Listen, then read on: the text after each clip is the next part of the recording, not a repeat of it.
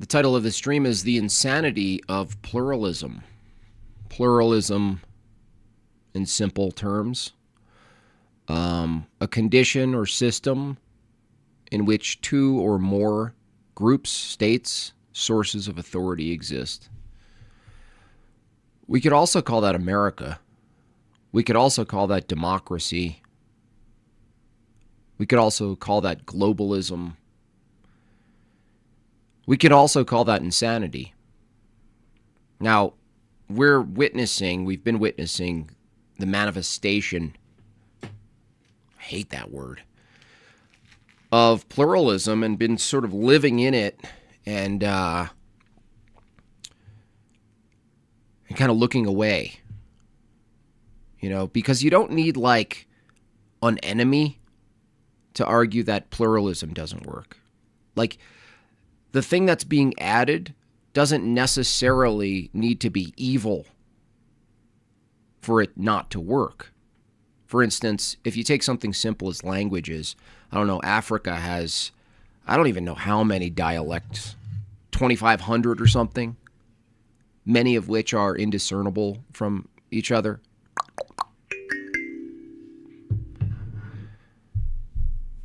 They're incompatible. The unworkability of two distinct languages, even something as simple as that, can create the conditions for disagreement, miscommunication, violence, warfare. It's not a big jump. It's not even a slippery slope. We could argue that almost every altercation starts first with a miscommunication. So then add in cultural things. Some people do certain things in their culture. Some other people could interpret that as a disrespect. Something that could be respectful as a gesture in one culture could be disrespectful in another. These are really simple ways of looking at it, but the complexity of these very simple things starts to build as you add more incompatible variables. And so when we look at pluralism, we're not only looking at it from the mere cultural, linguistic phenomenon, but now we add in theology. And it's interesting to look at what's going on right now, considering the Mormon thing that happened, right? Now there's people online going, Mormonism is Christian, and people like myself saying, no, it's not. And people saying, well, did you guys know that the Mormons are actually donating to the murderer's widow? Tell me they're not Christian. That doesn't follow.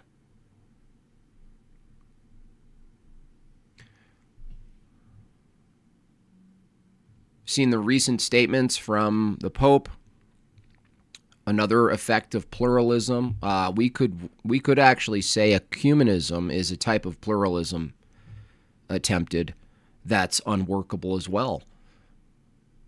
The statements, you can't be anti-abortion, in this case what's referred to as pro-life, and also for the death penalty. Of course, this is a basic equivocation. We know that what's meant by pro-life is specific in context to dismembering babies in the womb for no good reason. Not that there could be a good reason, but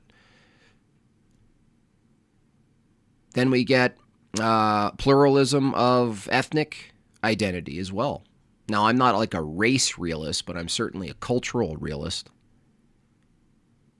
I'm certainly a realist when it comes to that different groups of people participate in different ways. And those ways are not always compatible. In fact, most of the time, they're not compatible. You're going to have to adopt. If you go and live in Japan, if they let you, you're going to have to adopt and assimilate to their way of life. If you don't, it's going to cause tension. Then you have tension in your society. Why? Because one person comes in, or a group, or many, and there's not required, there's no obligation to maintain some cohesion. There's no obligation to assimilate. There's no obligation to learn the language. No obligation to change your name to fit the culture. Zero. And everyone's going, why can't we just coexist? Why can't we just all get along? That's like trying to shove a Nintendo game in a Sega Genesis and pretend and being upset that it doesn't work.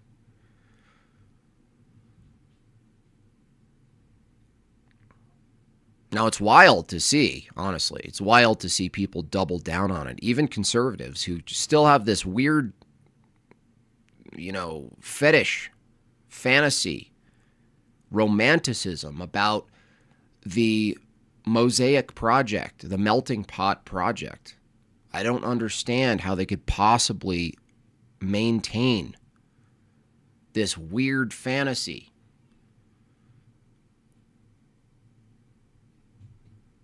That we can, no matter our differences, we can unify under one thing. What is that? The liberty to be in an incompatible reality? What? The liberty to exist in an unworkable pluralistic society? What is happening? Like my...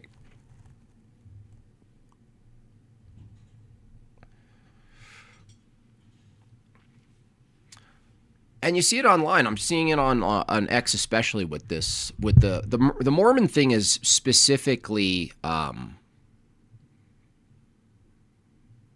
really good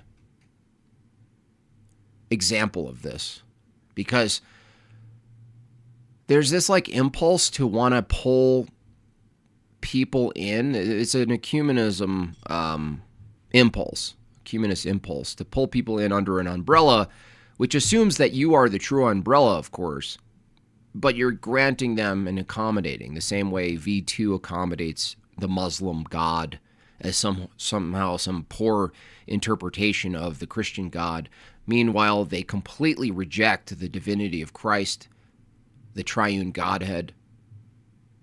They reject the whole thing explicitly, but somehow they're granted and accommodated. Oh, well, no, they just mean it differently. Well, the Mormons too. You can't say that Mormonism is Christian. I saw someone post something that was so insane.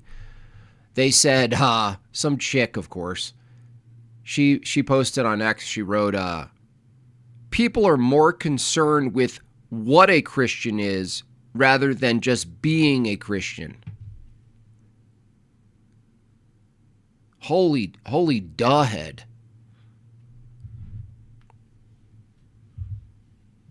I mean, forget reasoning.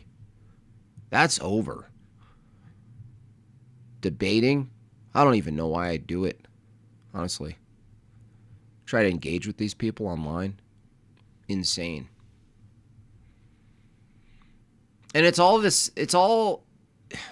kind of all from this position that we can live in a pluralistic society. It'll be fine. If we just bend everyone's views, you know what I mean? If we just bend everyone's views, it'll work out. We'll be able to do it. That's all you have to do. Just bend everything you believe. It's like a pretzel. It's like a pretzel society. And who has to jeopardize their view? Everyone has to. That's what pluralism leads to. Why? Because as I defined it, it's a condition or system in which two or more, in this case many, groups, principles, sources of authority coexist. Democracy is a perfect system for it. There's no way. It's just like a bill, how a bill is written, right? How we look at how bills are crafted. Notice how every time a bill is crafted, it's almost like every other bullet point is in favor of you, and the other bullet points in between those are counter to those. So people go, oh, did you know this guy accepted that bill? He signed that bill. It's terrible. Look what it says. But it also says something really good that they want. But it also says something really bad that they want. It's just constant. It's almost like people celebrate the fact that government itself is completely a perpetual stalemate, a perpetual traffic jam. People like that. Oh, that's the good thing about our government. It's a bottleneck. It never gets anywhere. That keeps the power down. Yeah, dude, who convinced us? It's only recently, honestly. It's only recently that people convinced their societies that power, accumulated power, is automatically bad. They just assumed it. Well, absolute power corrupts. Yes, men are corruptible. Yes, power structures are corruptible. Yes, there is evil. But this isn't the same. This isn't the same claim as whether or not power itself, just a system of authority that's applied to an ordered society, is bad. They just don't want it too sharp in its ethics. They just don't want it too refined. That's scary. That's a scary thing. So we got to keep it unworkable. You know what I mean? You just got to keep it slightly unworkable, so it's always on the verge of collapse. But at least there's two options to blame. Well, when did this happen? That was when the Republicans were in power. Oh, well, this happened when the Democrats were in power. But there's one thing we agree on, right? Left and right, is that no one should have any control of the government for more than 4 years. 8 tops. Why? What the hell? What are we talking about? Who is it? I mean, so we even see it with the atheists, right? Who are basically irrelevant at this point, honestly. The sort of fence sitters, the libertarians and atheists are kind of in the same position. Irrelevant, but you still see this pluralism breeding in their own communities, if you will. There's, I recently saw this chick who's getting more popularity, Brittany or Britain or something like that. We're going to look at her page in a second. She's arguing, you know, for atheistic spirituality now. Atheistic spirituality. Yeah, that makes sense. That makes no sense. We're going to take a look at one of the most absurd shorts that I've ever seen. And I'm looking at it, I'm going, this isn't just peculiar to atheism. This is a symptom of this notion that you can just kind of like, you know, it's like not syncretism. I think it's called perennialism. I always mix the two up, but it's like you just gather in your basket and it doesn't matter. You just gather in your basket and, you know, you're at the farmer's market of theology and philosophy, and you're at the farmer's market of economic systems, and, you know, you just pick and choose, you know. But you're totally fine with the idea that once you get enough people who agree with your very strict view, if you have one, as much as you think it's best in all of your convictions, right? Think it's best for that system to be the one that our society is abiding by, that our laws are enforced by these. But there's this moment where everyone stops and they go, no. I always use the family to town to city as an example. You know, I had a meme once where the first frame is, hey, I have a Christian family. The guy's like, based. The next frame is, hey, we have a Christian town. Oh, based. Hey, this is a Christian state. Whoa, accomplishment. Based. based. Hey, we should have a Christian nation. No.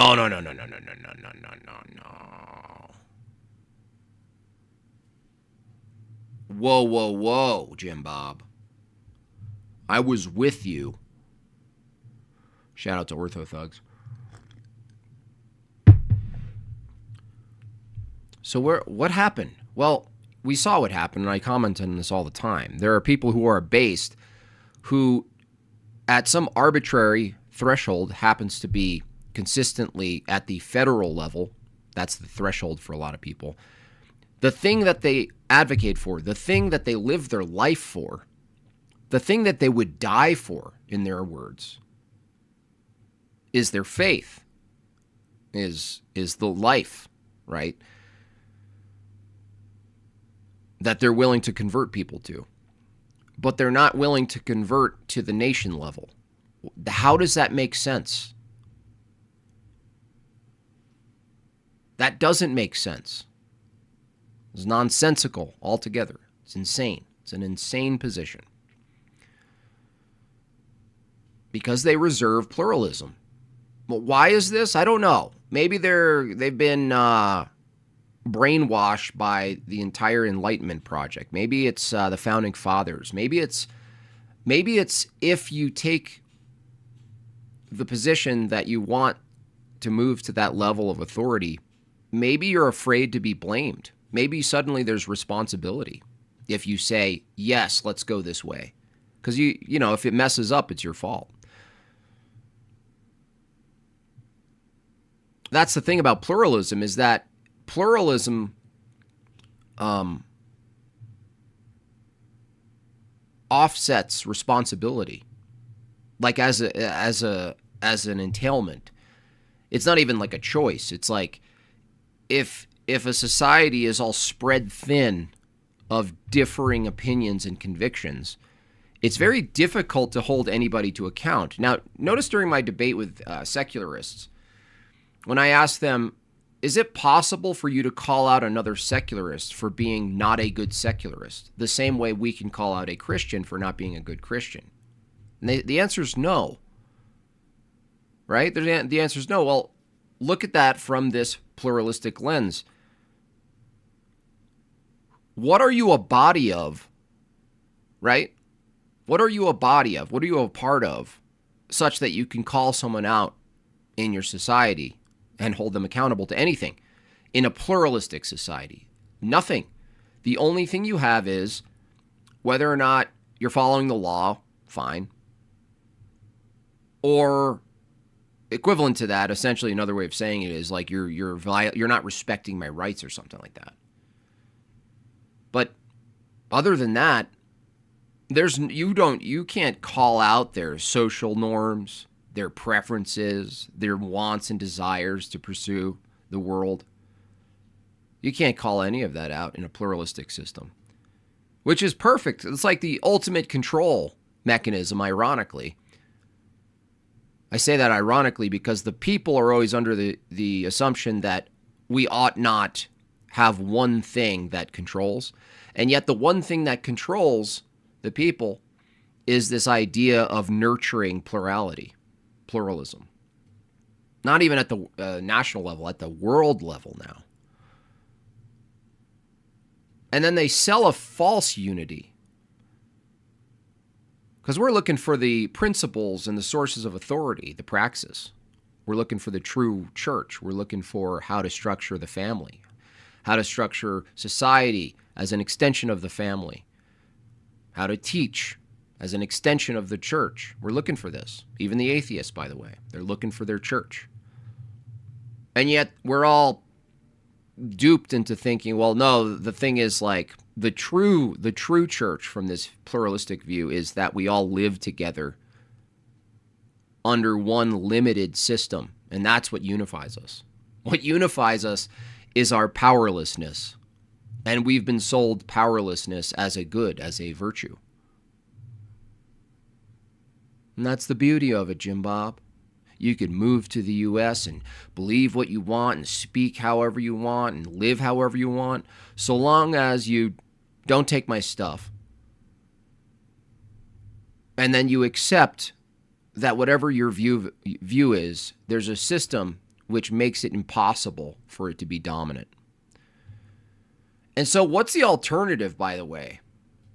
Because I'm telling you, if Christians don't start rejecting pluralism, the winner of the game, the monopoly game, in our couple of centuries here, is probably Islam. It's not secularism. Secularism can't win. They don't even have a definition of winning. It's going to be Islam. That's who's going to win because they don't accept pluralism. They don't. They're explicit. Even the Jews, from their Tikkun Olam doctrine, they're not pluralistic. For now, they are. But it's always this ongoing goal to subjugate the rest. And the Christians are like, well, no. It's not part of our theology to do anything in the world. No, that's a broken theology. We don't ultimately place the praxis in orchestrating and moving parts around the world, right? That's not it. There's more, right? There's more to it. But a part of it is certainly operating in the world. You don't just get to check out and say, well, as long as I'm participating in the sacraments and being a good person, all this other stuff, I'm not called into it. I don't have to participate. It's both. It's both.